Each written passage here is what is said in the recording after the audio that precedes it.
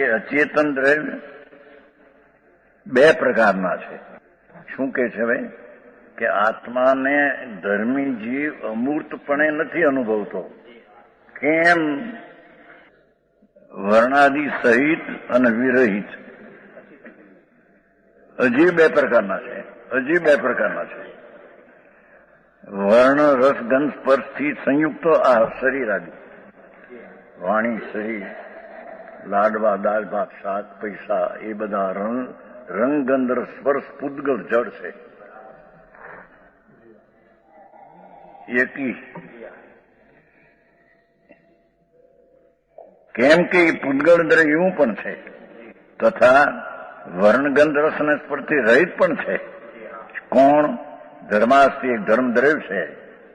ભગવાન સર્વજ્ઞ પરમેશ્વરે ધર્માસ્તિ કા એક તત્વ જોયું 14 બ્રહ્માંડમાં કે જીવને જળ આમ ગતિ કરે ત્યારે તેને ગતિમાં નિમિત્ત થાય એવું એક અરૂપી ધર્માસ્તિ નામનું તત્વ છે. એ સર્વજ્ઞના જૈન શાસને જોયું કેવળ બાકી બીજે ક્યાંય છે નહીં. આ 14 બ્રહ્માંડ છે. 14 રાજલોક.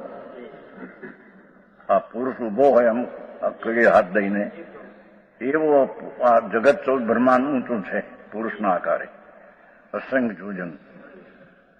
એવા 14 બ્રહ્માંડમાં એક ધર્માસ્તિ નામનું એક તત્વ ભગવાને કહ્યું છે કે જે જીવને જળ ગતિ કરે આમાં ત્યારે ધર્માસ્તિ નિમિત્ત જેમ પાણીમાં માછલીનું નિમિત્ત છે. માછલી ગતિ કરે ત્યારે પાણી નિમિત્ત છે. એ બાયની વાત છે.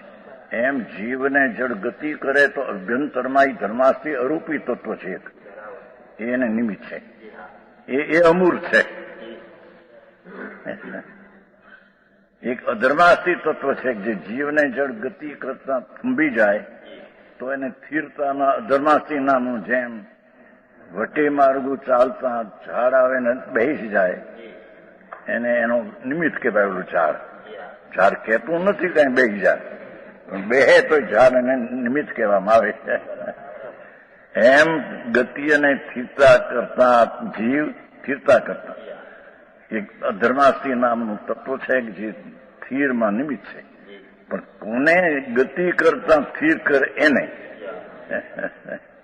સમજાણું કાંઈ?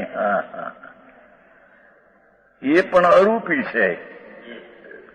પરમેશ્વર જૈનેશ્વર દેવે જોયેલું તત્વ અરૂપી છે. અત્યારે કઈ કહે છે ખરા અંગ્રેજીમાં બીજું? ઈથર કે છે અંગ્રેજીમાં. ઈથર પણ ઈ તો આ કઈ ઈથર નથી. આ તો અલું કે બીજી છે અંગ્રેજી નહીં. એને ક્યાં વિજ્ઞાન એનું જે છે એ તો બધું સમજવા જેવું છે બધું. આ તો સર્વજ્ઞનું વિજ્ઞાન છે. હા આ તો વિજ્ઞાનનું વિજ્ઞાન છે. એ અધર્મ કાળ છે. એક આ 14 બ્રહ્માંડમાં આકાશ પ્રદેશે અસંખ્ય એક પ્રદેશે એક કાળાનું છે. જેની વાત છે કાળાનું અરૂપી એક પદાર્થ છે. અસંખ્ય અંગો છે. કાળાનું દ્રવ્ય અરૂપી છે. ભગવાને પરમેશ્વરે કેવળ જ્ઞાનમાં જોયા છે. એ અરૂપી છે. આકાશ સર્વવ્યાપક આ લોકમાં પણ છે અને આ લોકની સ્થિતિ છે એ અસંખ્ય જોજનમાં છે. આ જગત છે ને આમ પહોળું ને ઊંચું એ અસંખ્ય જોજનમાં છે. અને પછી ખાલી ભાગ છે ત્યાં પણ આકાશનો છે. અસંખ્ય જોજનનો આ 14 બ્રહ્માંડ જ્યાં છેડો આવ્યો પછી શું?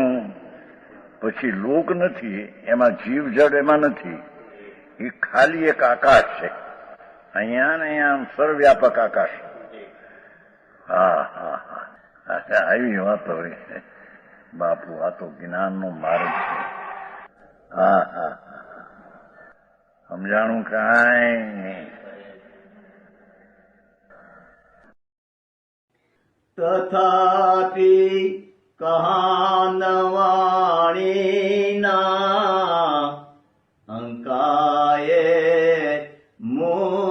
મૂલ્યના કદી તથાપિ માતવાણીના અંકાયે